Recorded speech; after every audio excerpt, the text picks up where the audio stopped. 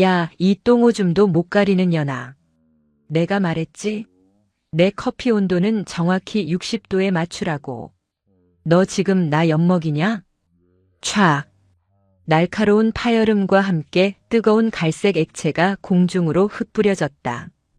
막 다려입은 신입 교도관 김민지의 빳빳한 근무복 위로 믹스커피가 흉물스럽게 흘러내렸다. 김민지는 화끈거리는 가슴팍을 움켜쥐며 외마디 비명을 삼켰다. 살이 타들어가는 고통보다 더 참기 힘든 건 눈앞에서 뱀처럼 혀를 날름거리는 저 여자의 비웃음이었다. 충청북도 청주시 서원구에 위치한 청주여자교도소. 대한민국 유일의 여성 전용 교도소인 이곳에서도 가장 악명이 높은 3사동 8호실의 아침은 이렇게 누군가의 비명으로 시작되곤 했다. 8호실의 주인 수인번호 2045 홍세라. 재벌가 막내딸이자 한때 SNS를 주름잡던 인플루언서였던 그녀는 좁은 감방 안에서도 여전히 여왕으로 군림하고 있었다. 그녀는 플라스틱 컵을 바닥에 내던지며 김민지를 노려보았다. 죄송합니다.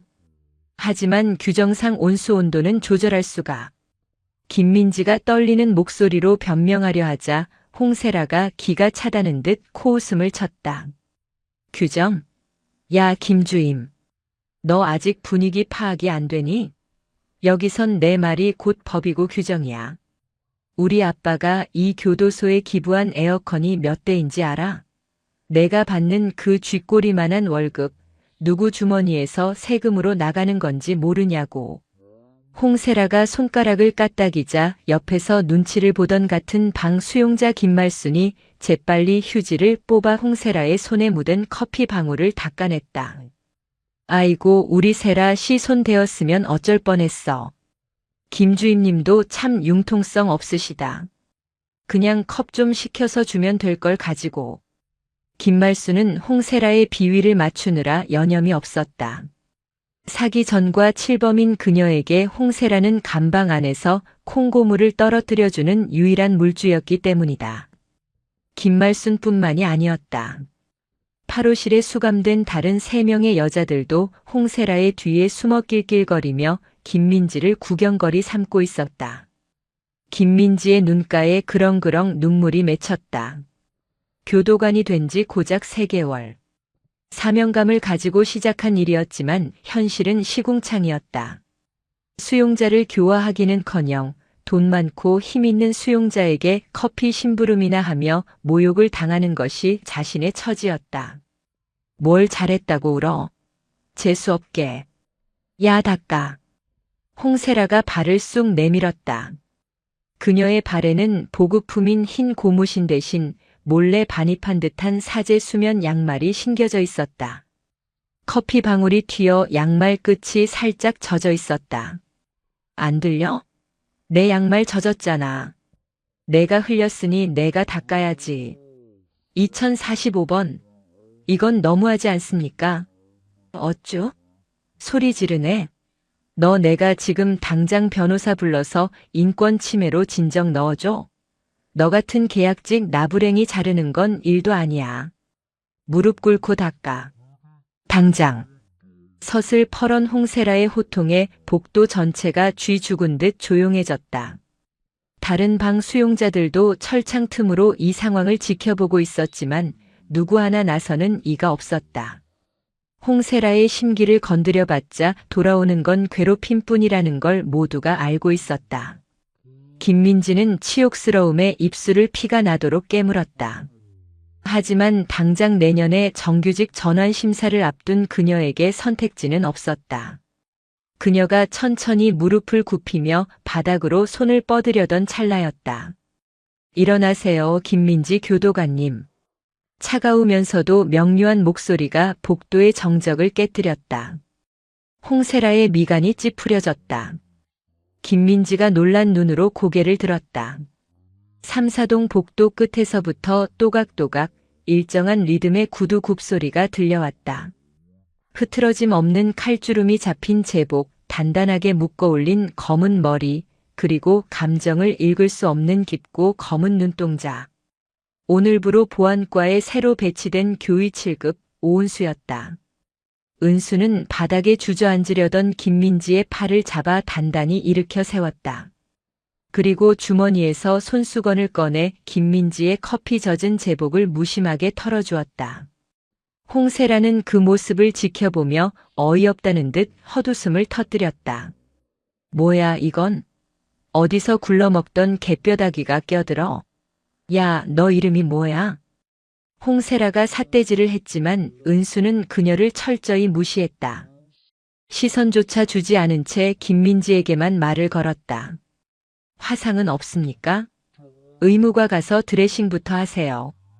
근무 교대는 제가 하겠습니다. 아니 계장님. 저 괜찮습니다. 제가 해결하겠습니다. 상관 명령입니다. 가세요. 은수의 단호한 어조에 김민지는 쭈뼛거리며 뒷걸음질 쳤다. 은수가 김민지를 복도 밖으로 내보낸 뒤에야 비로소 천천히 고개를 돌려 철창 안의 홍세라를 마주보았다. 그 눈빛이 어찌나 서늘하고 고요한지 홍세라는 순간 멈칫했다. 여태껏 이 교도소에서 자신을 이렇게 쳐다보는 인간은 없었다. 소장조차 자신을 어려워했고 다른 교도관들은 두려워하거나 혐오스러워했다. 하지만 이 여자의 눈은 달랐다. 마치 실험실의 개구리를 내려다보는 해부학자의 눈처럼 건조하고 분석적이었다. 그 무심한 시선이 홍세라의 자존심을 긁었다. 야, 내 말 심리냐? 너 내가 누군지 몰라? 압니다. 수임번호 2045. 홍세라.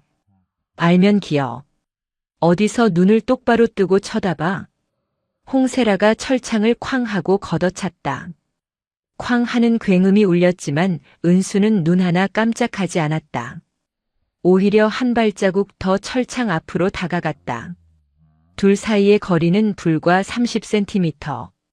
은수는 홍세라의 눈을 피하지 않고 나직하게 입을 열었다. 홍세라 씨.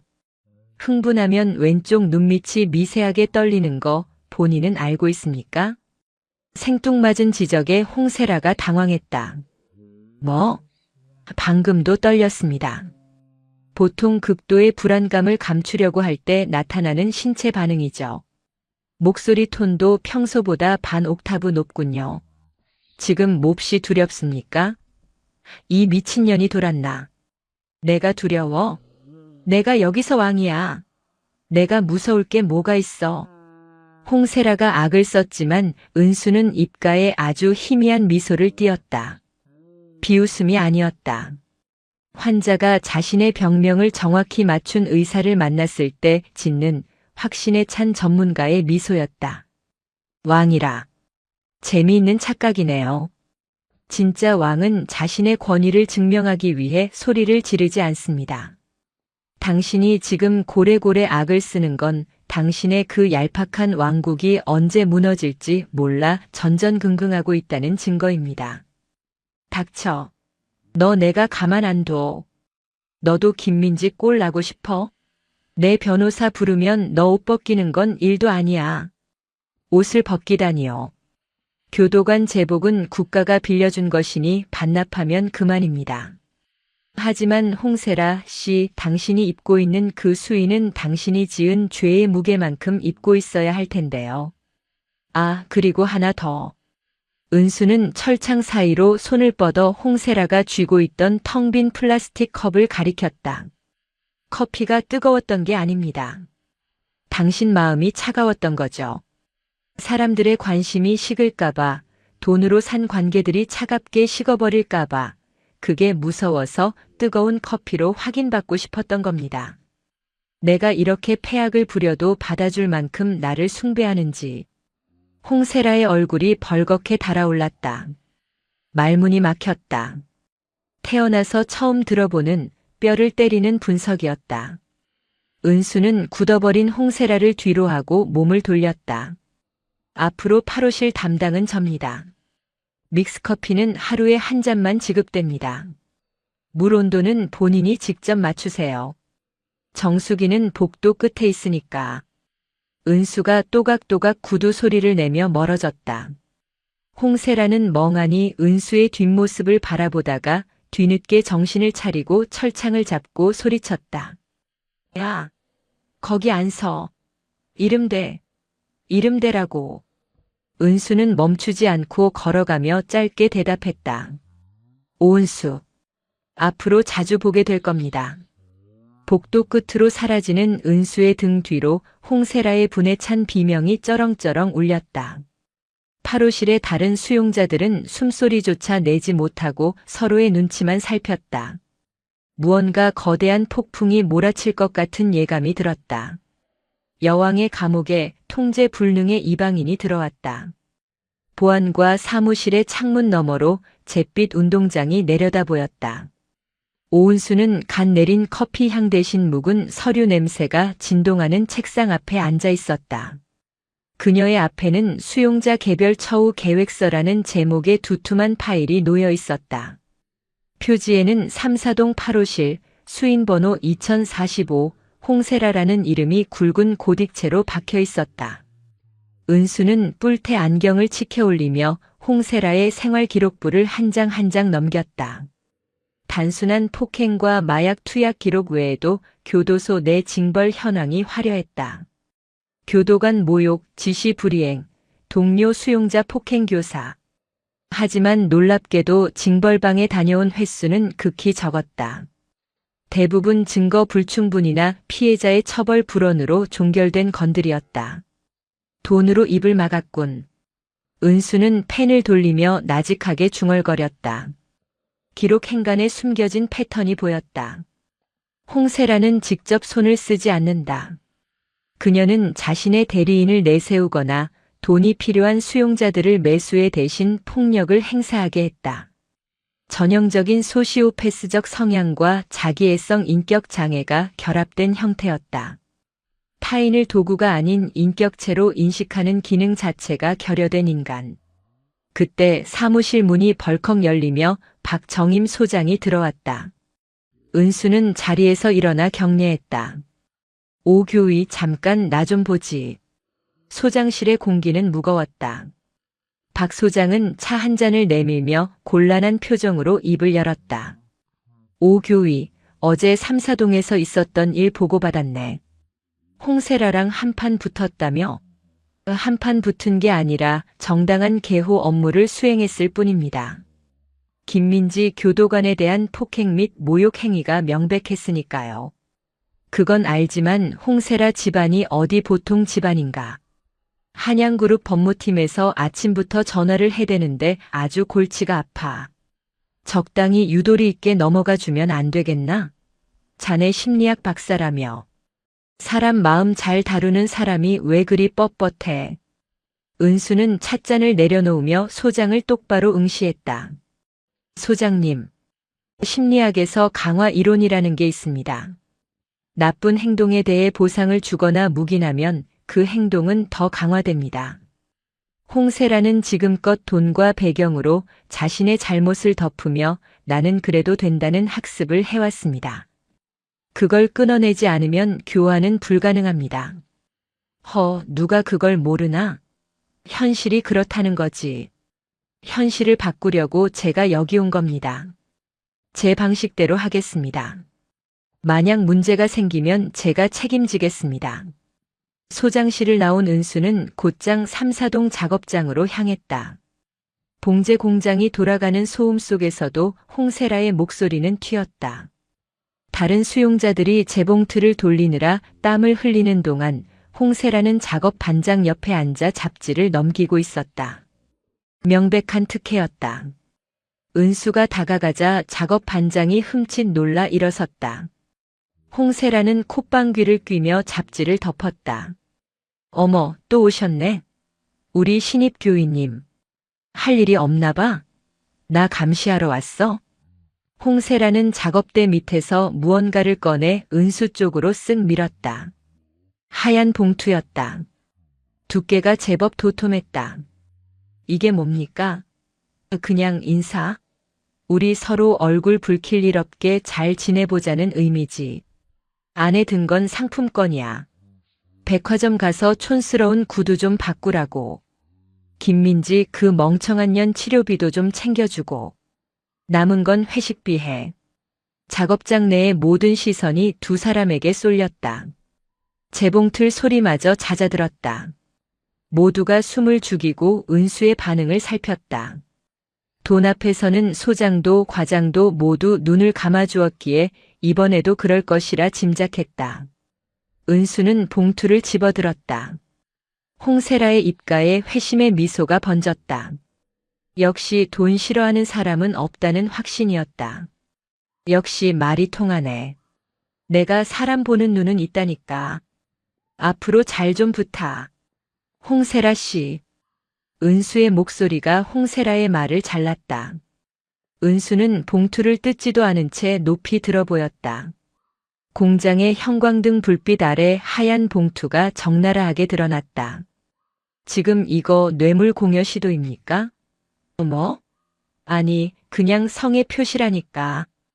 교정 공무원에게 금품을 제공하려는 행위는 형법 제133조 뇌물 공여죄에 해당합니다. 게다가 공개된 장소에서 다수의 목격자가 있는 가운데 이런 짓을 벌이다니 대담한 건지 멍청한 건지 모르겠군요. 홍세라의 얼굴이 불그락푸르락해졌다. 은수는 한 걸음 더 나아가 봉투를 작업대 위에 툭 던졌다. 마치 더러운 오물을 만진 손을 털어내듯 제스처가 우아하고도 모멸적이었다. 그리고 착각하지 마세요. 당신이 건네는 이 돈, 당신이 땀 흘려번 돈입니까? 부모 잘 만나서 물려받은 돈으로 사람을 사려드는 건 능력이나 권력이 아닙니다. 그건 젖먹이 아이가 엄마 젖달라고 보채는 거랑 다를 게 없어요. 스스로는 아무것도 할 줄 모른다는 무능력의 증명이죠. 이 인연이 진짜. 홍세라가 자리를 박차고 일어났다. 분노로 손이 부들부들 떨렸다. 너 지금 나 무시했어? 내가 누군지 알고. 너 내가 나가면 가만둘 줄 알아? 내 변호사들이 널 가만둘 것 같아? 은수는 눈 하나 깜짝하지 않고 차갑게 받아쳤다. 네, 무시했습니다. 수용자 홍세라 씨가 아니라 돈 뒤에 숨어서 어른 흉내내는 그 유치한 자아를 무시한 겁니다. 변호사? 부르세요. 하지만 변호사가 와도 당신이 작업 시간에 일을 안 하고 놀았다는 사실과 뇌물을 주려 했다는 사실은 변하지 않습니다. 은수는 작업 반장에게 고개를 돌렸다. 작업 반장님. 2045번 수용자 작업량 제로입니다. 규정대로 보고하세요.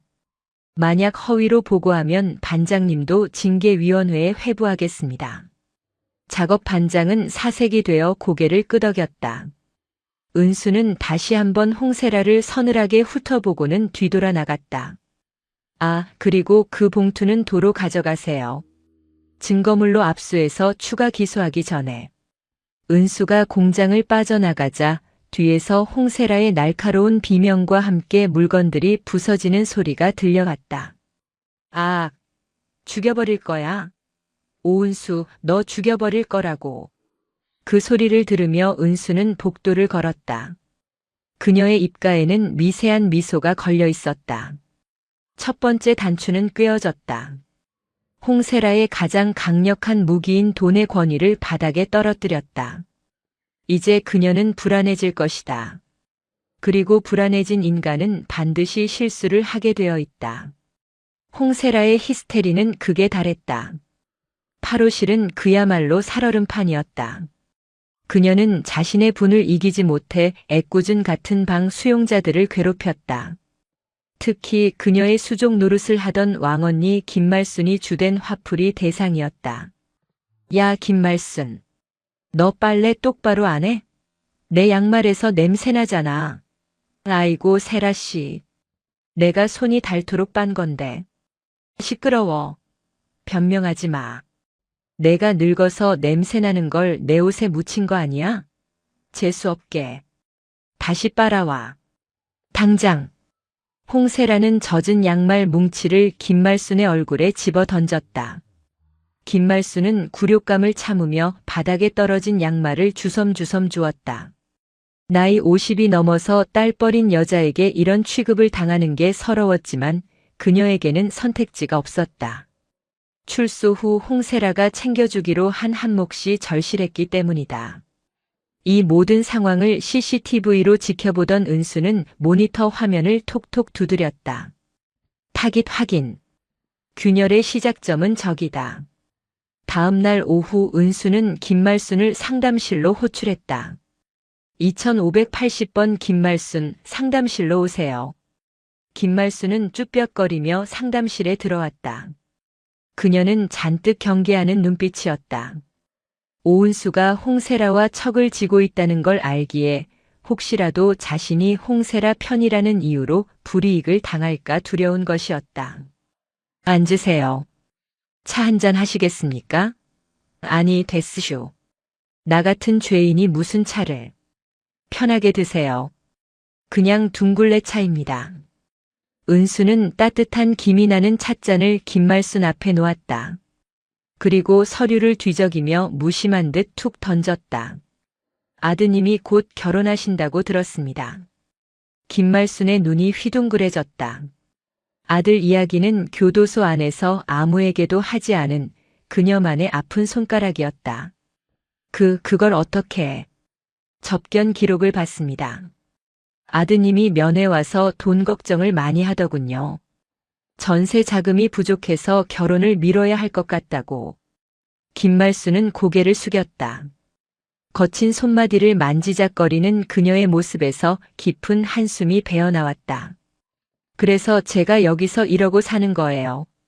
세라 씨 비위 맞추면 나가서 가게 하나 차려준다고 했거든요.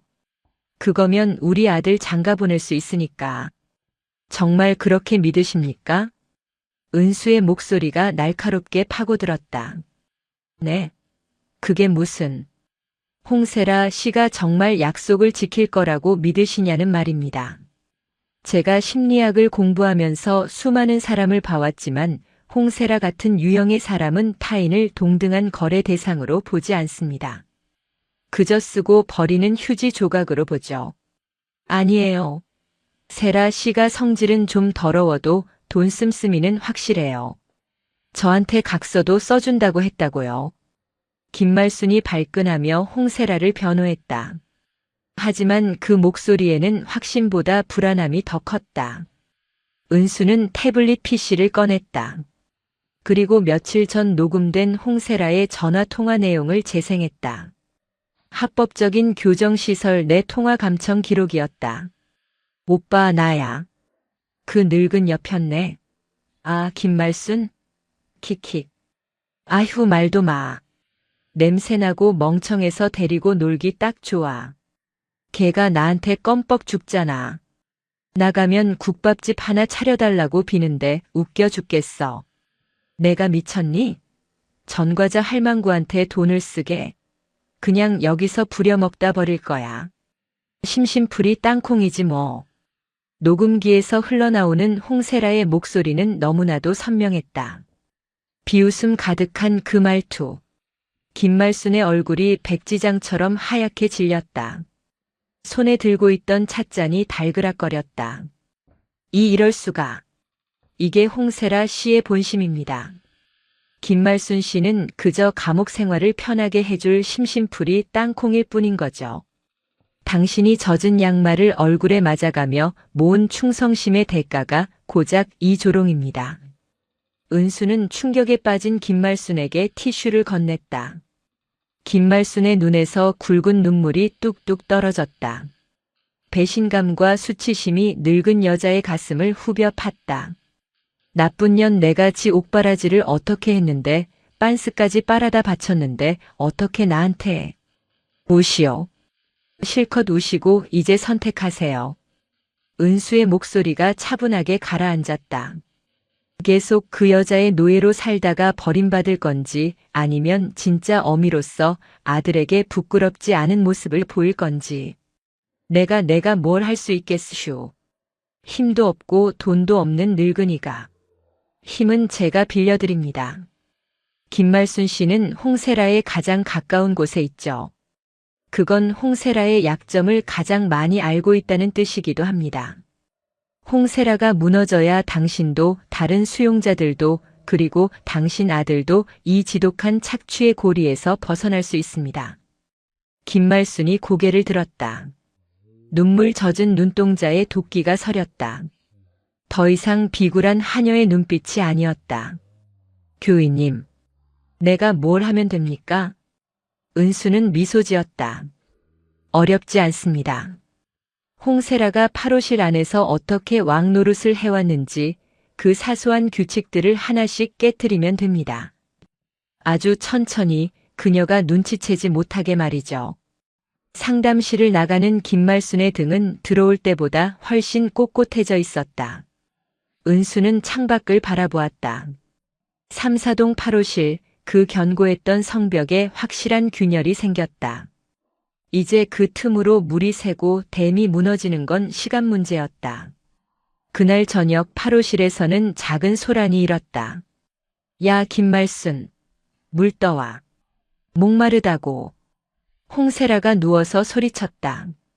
평소라면 내내 갑니다요 하고 달려갔을 김말순이 꼼짝도 하지 않고 성경책을 읽고 있었다. 야, 귀 먹었어? 물 떠오라고. 목마른 놈이 우물 판다던데.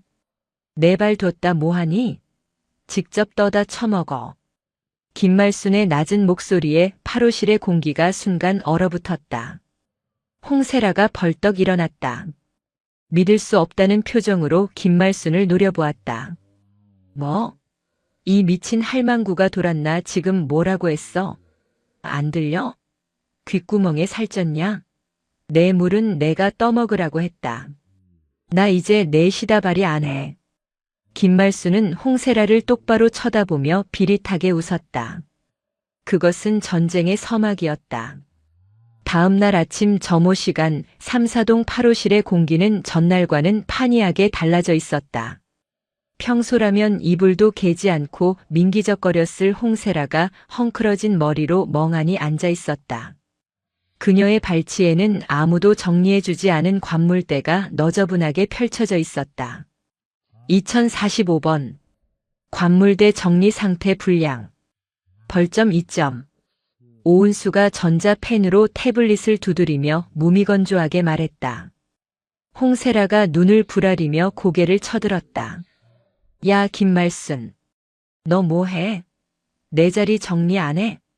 하지만 김말순은 들은 척도 하지 않고 각 잡힌 자세로 점호 대열에 서 있었다. 그녀의 시선은 홍세라가 아닌 허공을 향해 있었다. 이 할망구가 진짜 노망났나? 야! 홍세라가 소리를 지르며 김말순의 어깨를 밀쳤다. 그 순간 옆에 서 있던 다른 수용자 최지은이 홍세라의 손을 탁 쳐냈다. 최지은은 특수절도로 들어온 20대 초반의 수용자로 그동안 홍세라에게 립스틱을 얻었으며 알랑거리던 인물이었다. 아, 언니. 좀 하지. 아침부터 시끄럽게 진짜. 우리까지 벌점 먹잖아. 뭐? 최지은 너 지금 나한테. 말순 이모가 언니 종이에요? 손이 없어 발이 없어. 자기 자리는 자기가 좀 치워요. 나이 처먹고 쪽팔리지도 않나.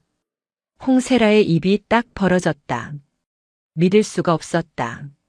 어제까지만 해도 언니 피부 너무 좋아요. 언니 나가면 저 잊지 마세요라며 꼬리를 치던 것들이었다.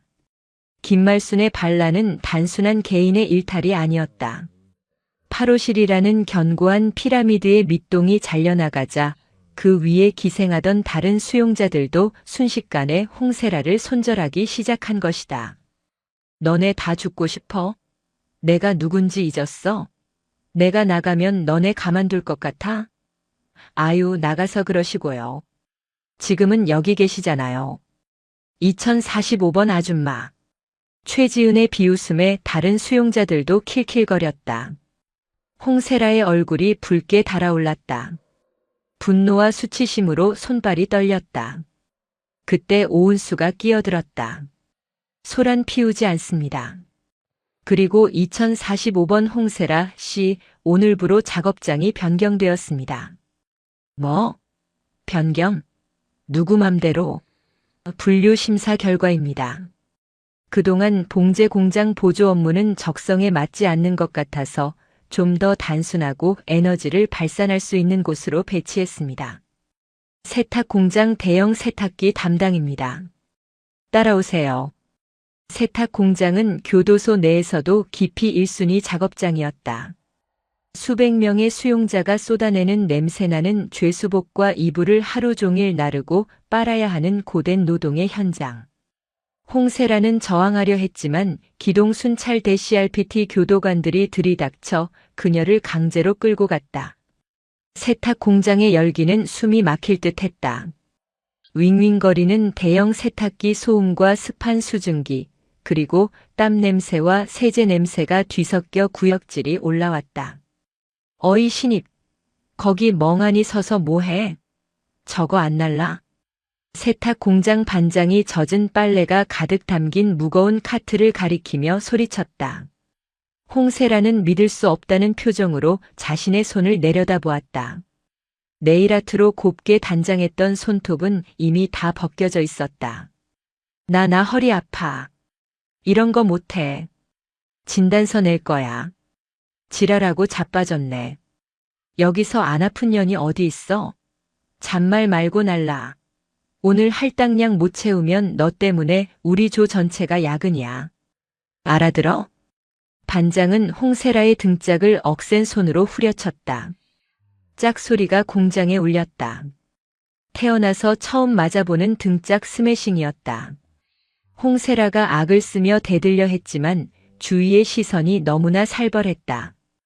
팔뚝에 문신이 가득한 거친 수용자들이 일 안 하고 뺑기 쓰면 죽여버린다는 눈빛으로 노려보고 있었다. 홍세라는 울며 겨자 먹기로 젖은 빨래 뭉치를 들어 올렸다. 묵직한 물 무게에 허리가 끊어질 것 같았다. 땀이 비오듯 쏟아져 화장이 흉하게 번졌다. 몇 시간 만에 그녀는 재벌가 상속녀에서 땀에 쩐 꼴사납고 초라한 노동자로 전락했다. 점심시간 식당은 또 다른 전쟁터였다. 홍세라는 후들거리는 다리를 이끌고 배식구 앞에 섰다. 평소라면 김말순이 식판을 대신 받아다 바쳤겠지만 이제는 누구도 그녀를 거들떠보지 않았다. 국과 밥, 반찬이 담긴 무거운 식판을 들고 자리로 가던 중이었다. 누군가 슬그머니 발을 걸었다. 악! 우당탕탕. 홍세라가 요란하게 넘어지며 식판을 바닥에 엎었다.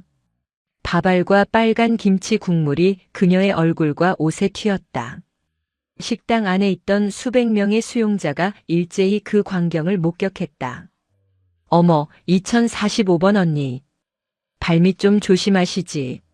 나이 먹어서 골다공증 왔나봐? 발을 건 수용자가 깔깔거렸다.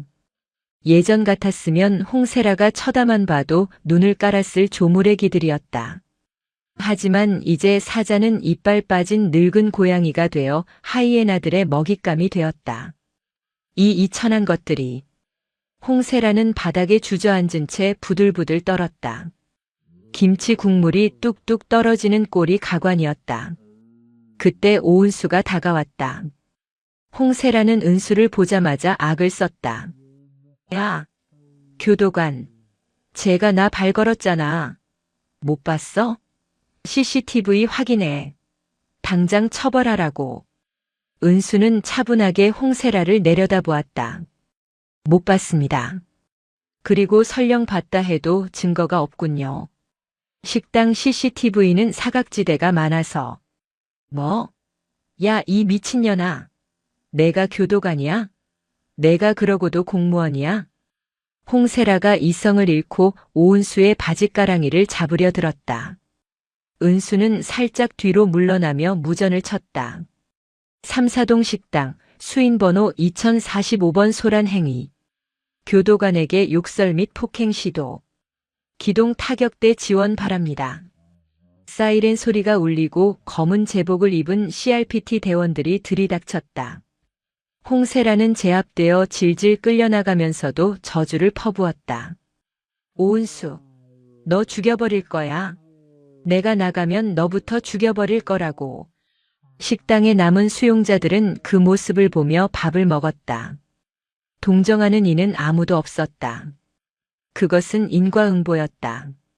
철문이 닫히는 둔탁한 소리가 좁은 공간을 울렸다. 쾅. 그 소리는 마치 세상과의 단절을 알리는 사형 선고처럼 들렸다. 청주여 자교도소 내 징벌 사동 일명 독거실. 1.5평 남짓한 이 좁은 방은 홍세라가 태어나서 처음 겪어보는 완벽한 고립의 공간이었다. 홍세라는 멍하니 회색 벽을 응시했다. 창문 하나 없는 방, 24시간 꺼지지 않는 희미한 백열등, 그리고 구석에 놓인 변기 하나. 이곳에는 그녀를 이사님이나 언니라고 부르며 알랑거리는 추종자들도, 그녀의 돈을 노리고 꼬리치는 간신들도 없었다. 오직 숨막히는 정적만이 그녀의 귓가를 맴돌았다.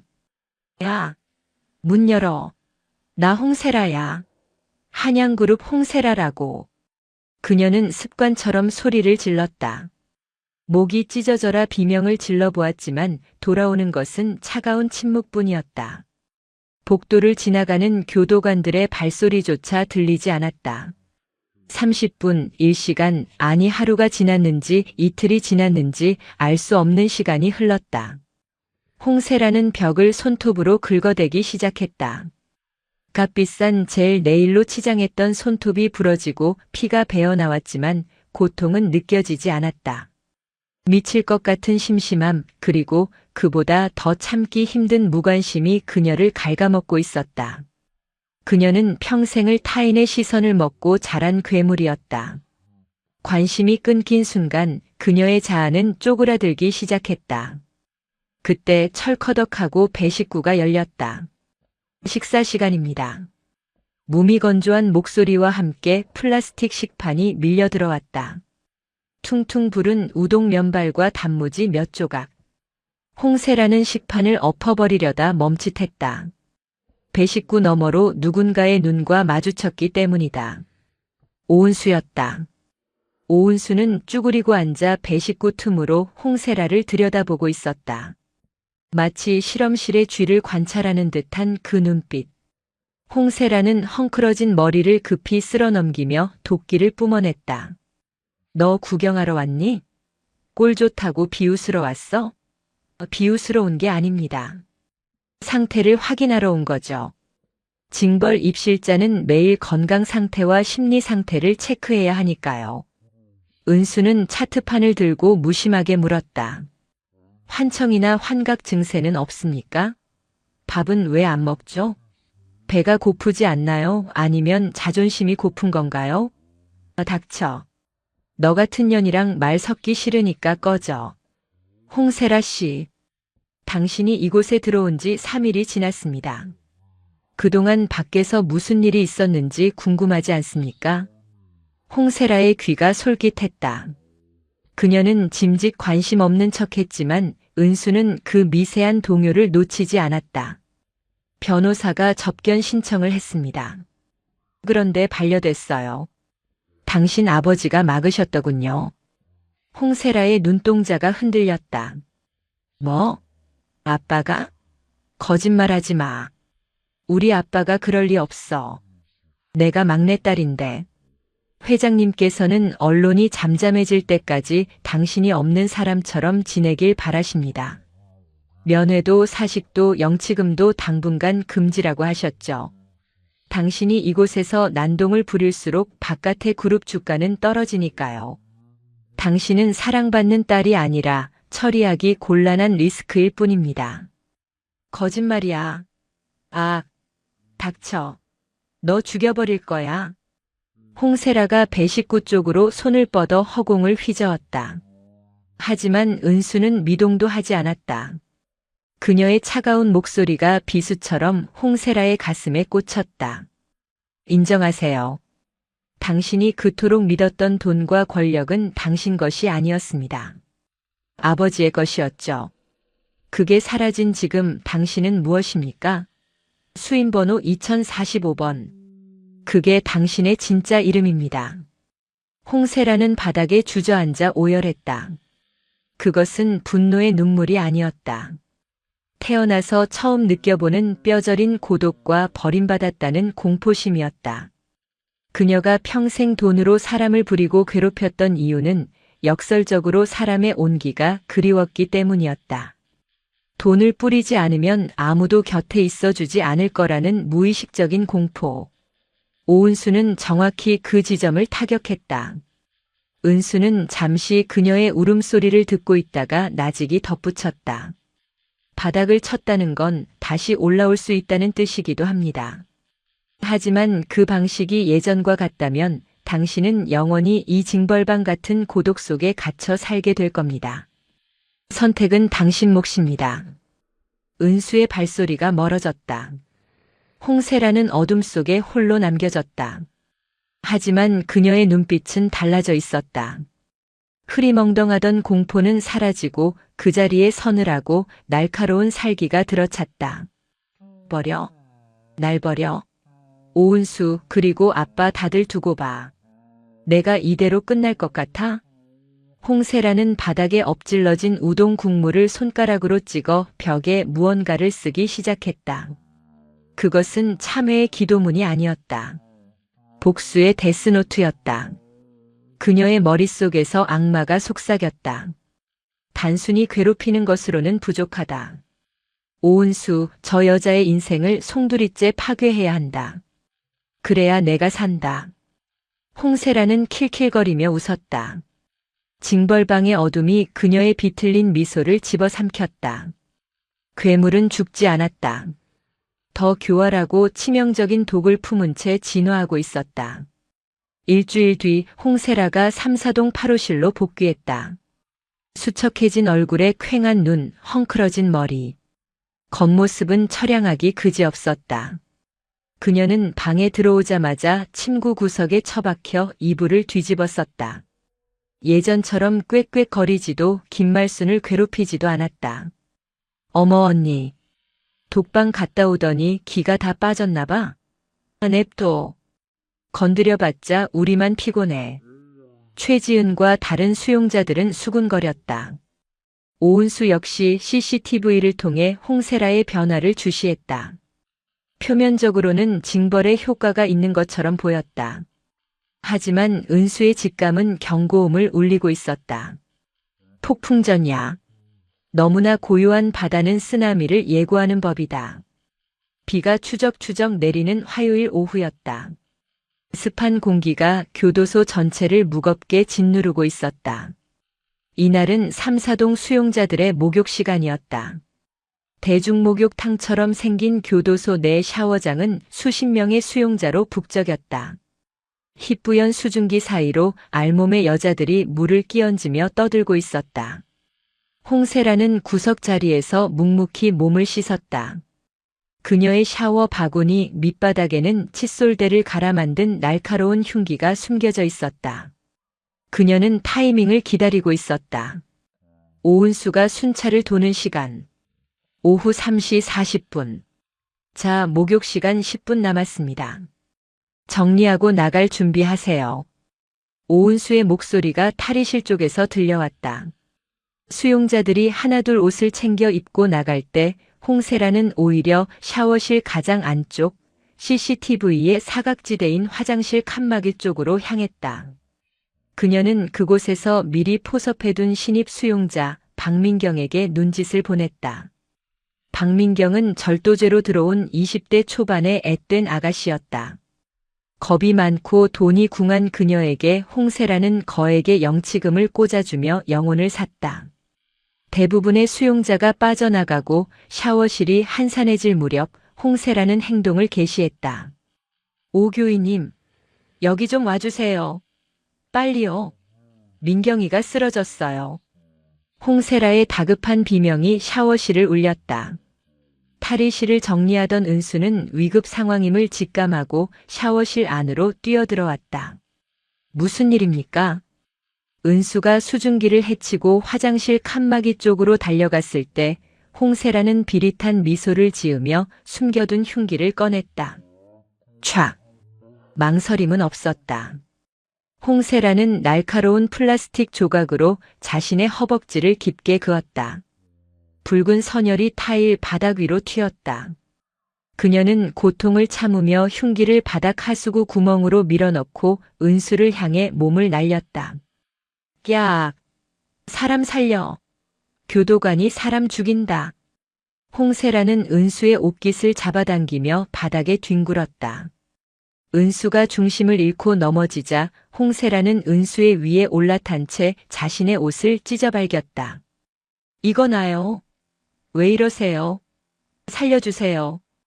홍세라의 연기는 소름 끼칠 정도로 완벽했다. 피투성이가 된 다리 찢어진 수해, 그리고 공포에 질린 표정. 그때 밖에서 대기하던 다른 교도관들과 늦게 나가던 수용자들이 우르르 몰려들어왔다. 그들의 눈에 비친 광경은 충격 그 자체였다. 피를 흘리며 쓰러진 홍세라, 그리고 그 위에서 억지로 제압하려는 듯한 자세의 오은수. 오 교위님? 지금 뭐 하시는 겁니까? 아닙니다. 이건... 은수가 당황하여 몸을 일으키려 했지만 홍세라는 은수의 바짓가랑이를 잡고 늘어지며 오열했다. 오은수 교위가 절 화장실로 끌고 가서 옷을 벗기려고 했어요. 제가 반항하니까 흉기로 찌르고 흑흑 너무 무서워요. 뭐라고요? 성추행에 폭행까지. 달려온 보안과장의 얼굴이 사색이 되었다. 홍세라는 구석에서 벌벌 떨고 있는 박민경을 손가락으로 가리켰다. 저기 민경이도 봤어요. 민경아 말해봐. 저 여자가 나한테 어떻게 했는지. 모든 시선이 박민경에게 쏠렸다. 박민경은 파랗게 질린 입술을 달달 떨며 은수와 홍세라를 번갈아 보았다. 홍세라의 눈빛이 말 안 하면 죽여버린다고 말하고 있었다. 저 봤어요. 오 교위님이 홍세라 언니를 때리고 만지려고 하는 거. 거짓 증언. 그것은 쐐기였다. 현장은 아수라장이 되었다. 은수는 즉시 기동 타격대에 의해 격리되었고 홍세라는 구급차에 실려 외부 병원으로 이송되었다. 다음 날 대한민국 언론이 뒤집혔다. 단독 청주여자교도소 교도관 재벌 3세 수용자 성추행 및 가혹 행위 의혹 충격 살려달라 비명 피투성이 된 20대 여성 수용자. 인터넷 댓글창은 오은수에 대한 비난으로 도배되었다. 한양그룹의 법무팀은 기다렸다는 듯이 교도소를 찾아와 오은수의 파면과 구속 수사를 요구하며 시위를 벌였다. 박 소장은 은수를 불러 대기 발령을 통보했다. 오 교위. 자네를 믿고 싶지만 상황이 너무 안 좋아. 증인도 있고 피해자의 상처도 확실해. 여론이 잠잠해질 때까지 직무정지야. 감찰 조사를 받게 될 거네. 은수는 묵묵히 제복 상의의 계급장을 떼어냈다. 관사로 돌아오는 길 빗줄기는 더욱 굵어져 있었다. 그녀는 혼자였다. 억울함에 가슴이 터질 것 같았지만 그녀는 울지 않았다. 차가운 빗물이 그녀의 뜨거운 머리를 식혀주었다. 홍세라, 내가 노린 게 이거였군. 내 명예와 자존심을 짓밟고 사회적으로 매장시키는 것. 은수는 거울 속에 비친 자신의 초라한 모습을 바라보았다. 하지만 그녀의 눈빛은 죽지 않았다. 오히려 더욱 깊고 어두운 빛을 내고 있었다. 그래, 게임은 지금부터야. 은수는 서랍 깊숙한 곳에서 낡은 녹음기 하나를 꺼냈다. 그리고 누군가에게 전화를 걸었다. 김민지 주임님. 저예요. 부탁할 게 있습니다. 오늘 밤 박민경 수용자를 만날 수 있게 도와주세요. 직무정지 3일차. 오은수는 교도소 밖 관사에 칩거하고 있었다. 바깥 세상은 그녀를 악마 교도관이라 부르며 물어뜯기에 바빴지만 은수는 흔들리지 않고 반격을 준비했다. 그녀의 무기는 심리학 그리고 사람의 마음이었다. 은수는 김민지 교도관을 통해 박민경의 신상 정보를 입수했다. 박민경, 22세, 절도 초범, 홀어머니와 병든 남동생을 부양하다 생활고로 범죄를 저지름. 홍세라가 그녀를 매수한 건 돈 때문이었다. 남동생의 수술비. 사람의 약점을 이용하는 건 비열하지만 그 약점을 치유해주면 가장 강력한 아군이 되지. 은수는 자신의 사비를 털어 박민경의 어머니 계좌로 익명 기부를 했다. 그리고 편지 한 통을 김민지를 통해 박민경에게 전달했다.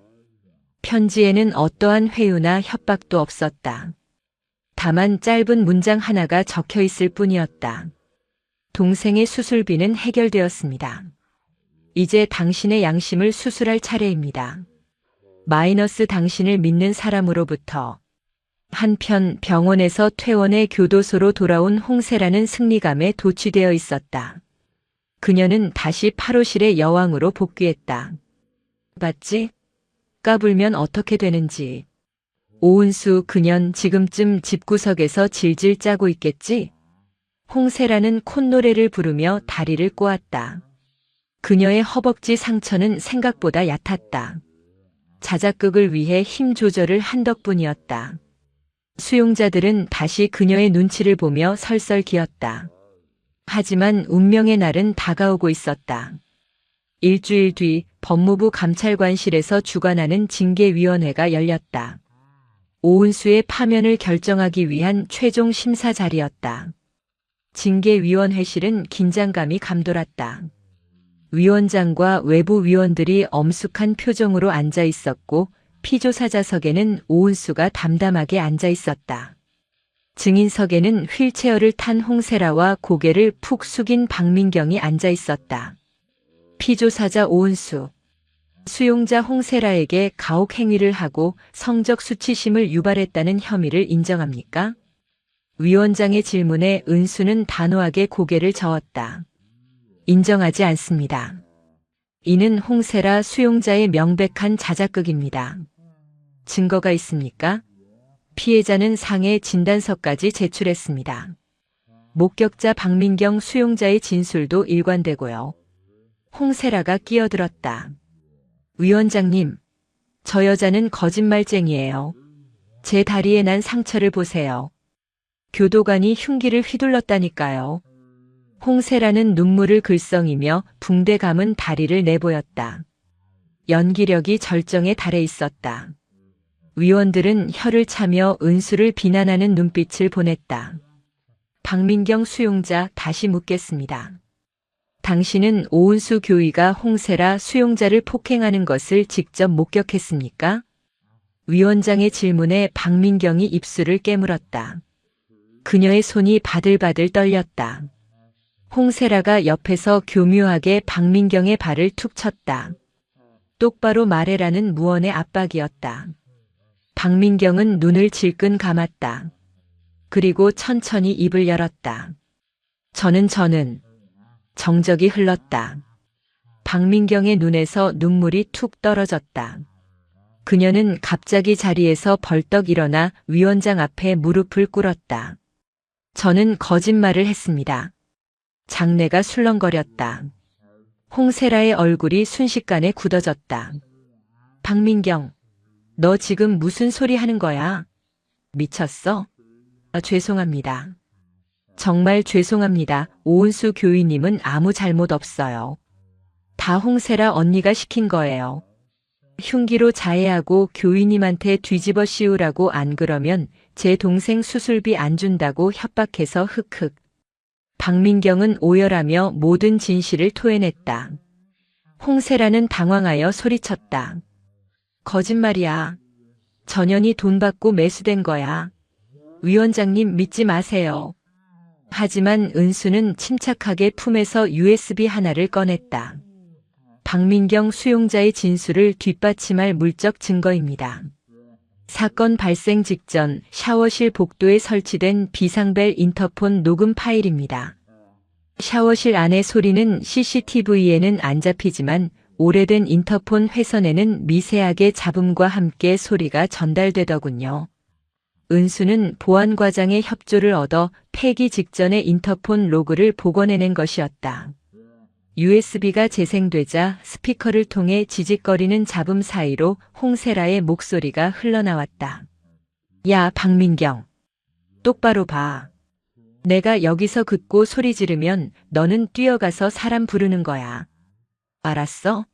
실수하면 내 동생 수술비는 없는 줄 알아. 언니 꼭 이렇게까지 해야 돼요? 너무 무서워요. 닥쳐. 시키는 대로 해. 명백한 증거였다. 홍세라의 얼굴이 흑빛으로 변했다. 그녀는 휠체어에서 일어나 도망치려 했지만 다리가 풀려 바닥에 뒹굴었다. 아니야, 이건 조작이야. 음성 변조한 거라고. 홍세라가 발악했지만 이미 승패는 결정났다. 위원들의 표정은 경멸로 바뀌어 있었다. 은수는 자리에서 일어나 천천히 홍세라에게 다가갔다. 홍세라 씨, 당신이 간과한 게 하나 있습니다. 돈으로 사람을 살 수는 있지만 사람의 마음까지 살 수는 없다는 것. 박민경 씨가 당신을 배신한 건 내가 돈을 더 줘서가 아닙니다. 그녀의 죄책감과 가족을 사랑하는 마음이 당신의 더러운 돈보다 더 컸기 때문입니다. 은수는 바닥에 엎드린 홍세라를 내려다보며 마지막 쐐기를 박았다. 당신은 졌습니다. 그것도 아주 철저하게. 홍세라는 비명을 지르며 바닥을 긁었다. 하지만 아무도 그녀를 도와주지 않았다. 그녀를 감싸던 가짜 권위의 껍데기가 완전히 박살나는 순간이었다. 징계위원회실의 문이 열리고 이번에는 검찰 수사관들이 들이닥쳤다. 홍세라 씨, 무고 및 공무집행방해, 그리고 추가로 드러난 횡령 혐의로 조사받으셔야겠습니다. 역전이었다. 통쾌하고도 완벽한 사이다. 은수는 창밖을 바라보았다. 며칠 내내 내리던 비가 그치고 구름 사이로 햇살이 비치고 있었다. 징계위원회가 끝난 직후 청주여자교도소에는 거센 태풍이 몰아쳤다. 이번에는 비바람이 아니었다. 검푸른 제복을 입은 검찰 수사관들이 들이닥친 것이다. 오은수가 제출한 녹음 파일은 단순한 무고의 증거를 넘어 홍세라가 그동안 교도소 밖의 심부름센터를 통해 불법적인 자금을 운용하고 피해자들을 지속적으로 협박해왔다는 결정적인 단서가 되었다. 접견실은 임시조사실로 변했다. 홍세라는 수의를 입은 채 수사관 앞에 앉아 있었다. 그녀의 표정은 넋이 나간 듯 공허했다.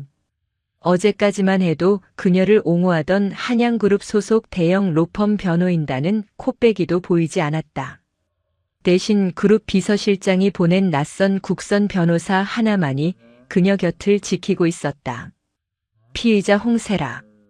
이 장부에 적힌 차명 계좌 본인 것이 맞습니까? 여기서 출금된 돈이 김철수라는 심부름센터 직원에게 흘러가 피해자 가족들을 미행하고 협박하는 데 쓰였습니다. 인정합니까? 수사관이 내민 서류에는 홍세라가 숨겨둔 비자금 내역이 적나라하게 적혀 있었다. 홍세라는 떨리는 손으로 서류를 집어들었다. 아니야, 난 몰라. 이건 아빠가 관리해주던 돈이야.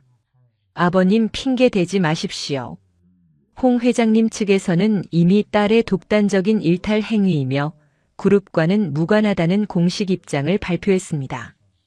여기 홍 회장님이 직접 작성하신 탄원서도 있습니다. 딸을 법대로 엄벌해달라는 내용입니다. 뭐라고? 홍세라의 눈동자가 지진이라도 난 듯 흔들렸다. 거짓말하지 마. 아빠가 날 엄벌해달라고 했다고. 내가 막내딸인데? 아빠가 나를 얼마나 예뻐하는데. 수사관은 혀를 차며 태블릿 PC를 켜서 뉴스 화면을 보여주었다. 화면 속에는 홍세라의 아버지가 대국민 사과를 하는 장면이 나오고 있었다. 국민 여러분께 심려를 끼쳐 죄송합니다. 제 딸 홍세라의 파렴치한 범죄 행위에 대해 아비로서 책임을 통감합니다. 저는 오늘부로 홍세라를 호적에서 파내고 그룹 내의 모든 지분을 회수하여 사회에 환원하겠습니다. 그녀는 더 이상 한양그룹의 가족이 아닙니다. 홍세라의 입에서 짐승 같은 비명이 터져나왔다. 아, 아빠. 아빠가 어떻게 나한테 이래. 날 버려. 날 버린다고. 그녀는 책상을 뒤엎고 화면 속의 아버지를 향해 손톱을 세웠다. 하지만 닿을 수 없는 모니터 속의 아버지는 냉정했다. 수사관들이 달려들어 발광하는 홍세라를 제압했다. 이거 나 홍세라야. 한양그룹 딸이라고. 정신 차리세요. 2045번. 당신은 이제 재벌 딸이 아니라 그냥 전과자일 뿐입니다. 수사관의 일갈에 홍세라의 움직임이 뚝 멈췄다. 전과자. 그 세 글자가 그녀의 뇌리를 강타했다. 평생 그녀를 지켜주던 황금 방패가 사라졌다. 그녀는 이제 발가벗겨진 채 세상 한복판에 내동댕이 쳐진 것이었다. 조사가 끝나고 홍세라는 다시 삼사동 8호실로 돌아왔다. 하지만 그곳의 풍경은 지옥으로 변해 있었다.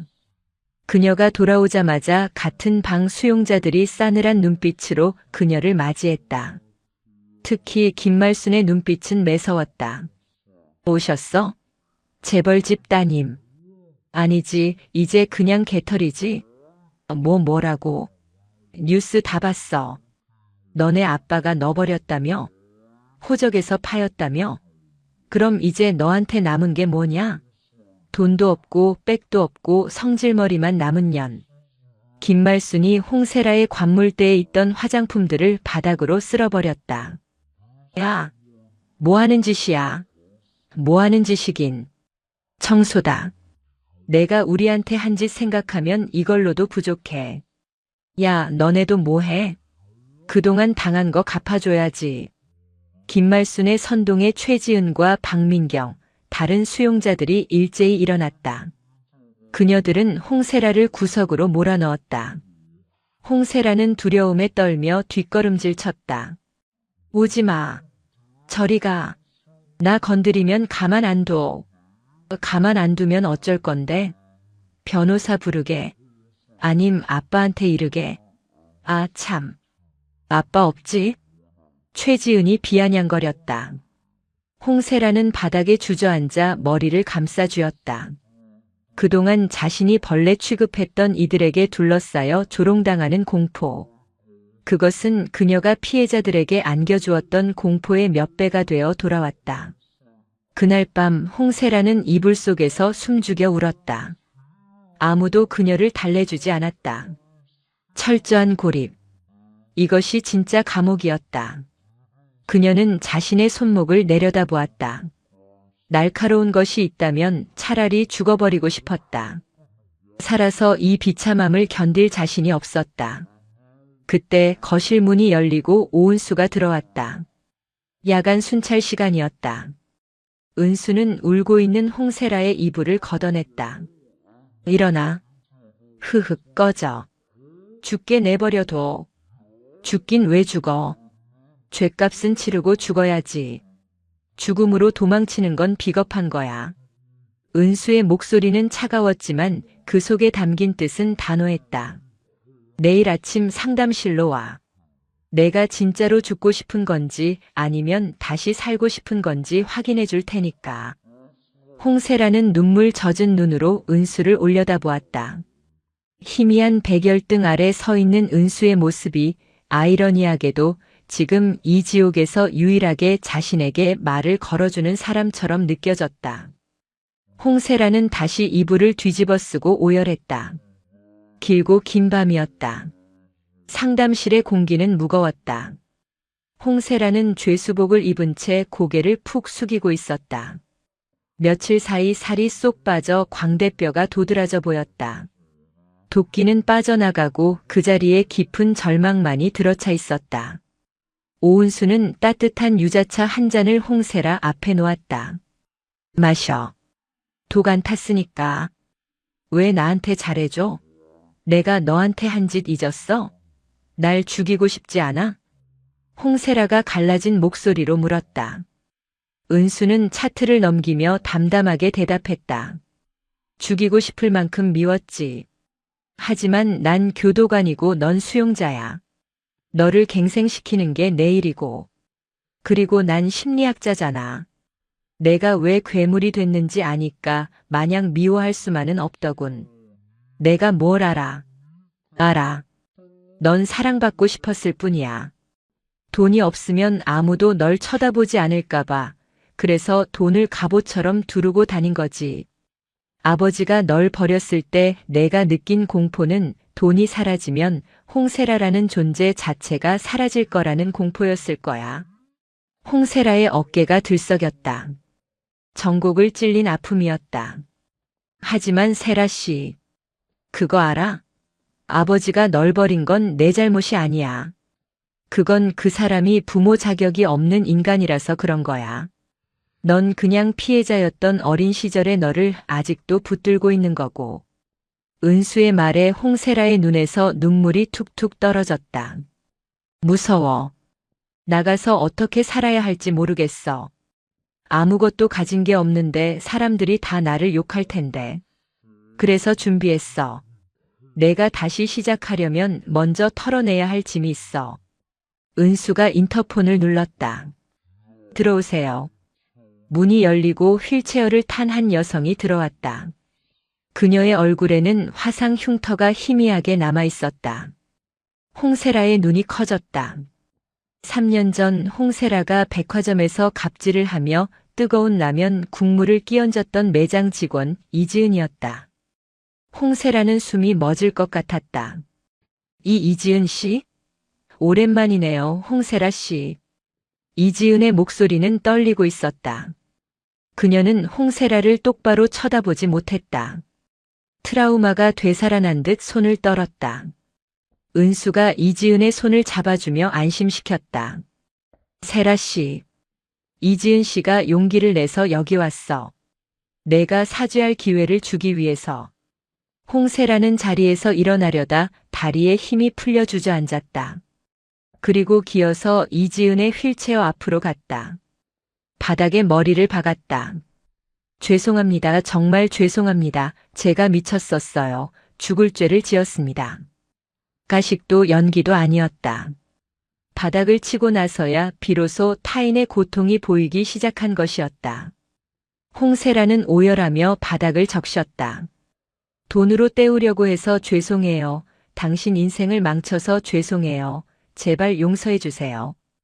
이지은은 한참을 말없이 울다가 떨리는 손으로 홍세라의 어깨에 손을 올렸다. 용서 아직은 못해요. 평생 못할 수도 있어요. 하지만 당신이 이렇게 망가진 꼴을 보니까 적어도 내 마음속의 화는 조금 풀리는 것 같네요. 그러니까 죽지 말고 살아서 갚아요. 평생 미안해하면서 사세요. 그게 당신이 할 수 있는 유일한 속죄예요. 홍세라는 고개를 들지 못한 채 끄덕였다. 그녀의 통곡 소리가 상담실을 가득 채웠다. 그날 홍세라는 오은수의 도움을 받아 자신이 숨겨둔 개인 금고의 비밀번호를 검찰에 넘겼다. 수십억 원에 달하는 비자금은 전액 피해자들의 보상금과 공익재단 기부금으로 쓰이게 되었다. 빈털터리가 된 홍세라였지만 역설적으로 그녀의 표정은 수감 이후 가장 편안해 보였다.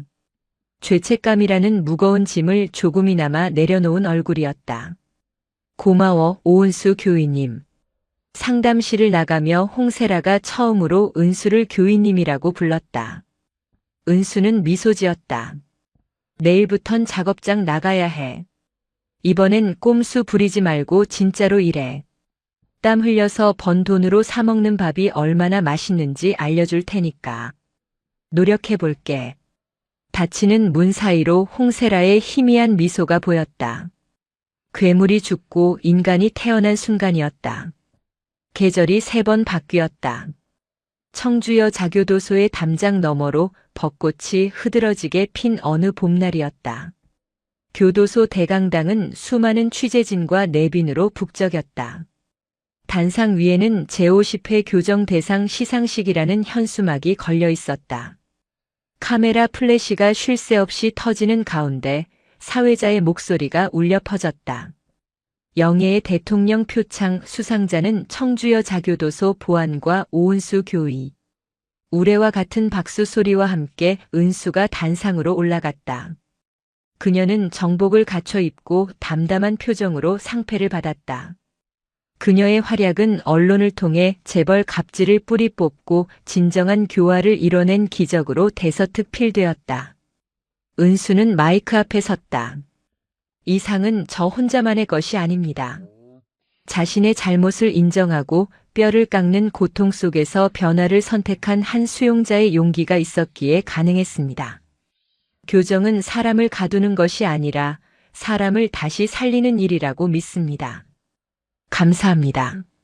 시상식이 끝나고 은수는 꽃다발을 든 채 운동장으로 향했다. 따스한 봄볕 아래 수용자들이 삼삼오오 모여 운동을 하고 있었다. 저만치 벤치에 앉아 낡은 털실로 뜨개질을 하는 여자가 보였다. 짧게 자른 머리에 화장기 없는 얼굴, 하지만 눈빛만은 맑은 여자. 홍세라였다. 그녀의 옆에는 김말순이 앉아 함께 뜨개질을 배우고 있었다. 야, 세라야. 이거 코 빠뜨렸다. 너는 손재주는 영광이다. 아, 진짜? 이모, 이거 다시 가르쳐줘. 이거 떠서 지은 씨한테 보내줘야 한단 말이야. 홍세라가 툴툴거리면서도 김말순에게 머리를 맞대는 모습은 평범한 딸과 엄마 같았다. 파로실은 이제 왕따도 괴롭힘도 없는 가장 모범적인 거실이 되어 있었다. 홍세라는 자신의 몫인 영치금을 아껴 피해자들에게 매달 편지와 작은 선물을 보내고 있었다. 은수가 다가가자 홍세라가 벌떡 일어났다. 교인님, 상 받으셨다면서요? 축하드려요. 고마워. 내 덕분이다. 에이, 놀리지 마세요. 저 때문에 고생만 하셨지. 홍세라가 쑥스러운 듯 머리를 극적였다. 은수는 벤치에 홍세라 옆에 나란히 앉았다. 요즘은 어때? 아직도 악몽 꿔? 가끔요. 아버지가 나오는 꿈 꾸면 좀 힘들긴 한데 그래도 예전처럼 외롭진 않아요. 여기 식구들도 있고 교인님도 있고. 그리고 홍세라는 하늘을 올려다보았다. 어제 이지은 씨한테 답장이 왔어요. 목도리 잘 받았다. 색깔이 촌스럽긴 한데 따뜻하긴 하네라고요. 저 그거 보고 한참 울다가 웃었어요. 은수의 가슴이 뭉클해졌다. 용서받지 못할 죄라 할지라도 끊임없이 두드리고 사죄하면 아주 조금씩 틈이 생긴다. 그 틈으로 햇살이 들어오고 있었다. 잘하고 있어, 홍세라. 넌 지금 내 인생에서 가장 멋진 시간을 보내고 있는 거야. 교인님 만나서 다행이에요. 안 그랬으면 전 평생 괴물로 살다가 죽었을 거예요. 홍세라가 진심을 담아 말했다. 봄바람이 불어와 벚꽃잎이 두 사람의 어깨 위로 떨어졌다. 출소하면 뭐 할 거야? 심리학 공부를 좀 해볼까 해요. 저처럼 마음 아픈 애들 돈으로 채우려다 망가지는 애들 도와주고 싶어서요. 교인님 후배 되면 받아주실래요? 글쎄, 성적표 봐서 결정할게. 은수의 농담에 홍세라와 김말순이 까르르 웃음을 터뜨렸다. 그 웃음소리가 담장을 넘어 파란 하늘로 퍼져나갔다. 감옥은 여전히 차가운 곳이었지만 그곳에도 사람의 온기는 피어났다. 죄는 미워하되 사람은 미워하지 말라는 오래된 격언이 삼사동 8호실 앞 작은 벤치에서 기적처럼 이루어지고 있었다. 오은수는 자리에서 일어나 먼 산을 바라보았다. 또 다른 홍세라가, 또 다른 8호실이 자신을 기다리고 있을 것이다. 하지만 두렵지 않았다. 사람을 변화시키는 힘, 그 따뜻한 기적을 믿으니까. 은수가 발걸음을 옮기자 그녀의 등 뒤로 따스한 봄 햇살이 길게 길을 비추었다.